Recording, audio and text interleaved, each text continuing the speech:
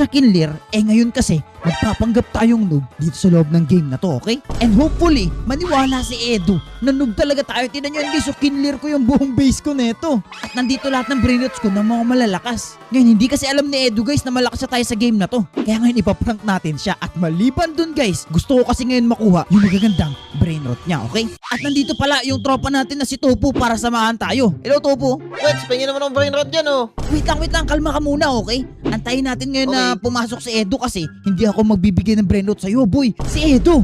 Ay, we ba? Tunay? Oo, tunay to, boy. Kaya mag-training ka muna dyan. Anyway, ano ba itsura ng base mo ngayon?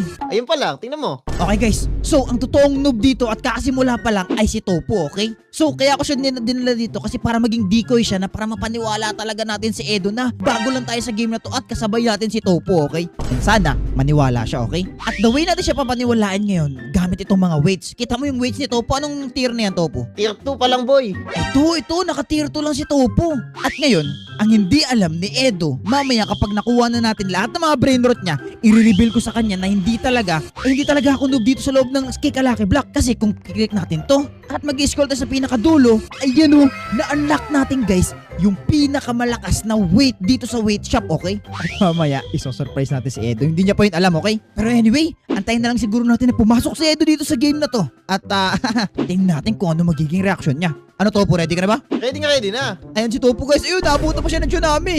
Sana guys, lumakas si Topo in this video. Okay Topo, finally, nandiyan na rin si Edu. Tingnan mo yung face niya. Grabe, Wets. Dami yung mga brain rot, oh. Lahat umiilaw. Oo nga, alam mo ba Topo, isa yan sa pinakamagandang mutation dito sa loob ng game at pinaka-rare.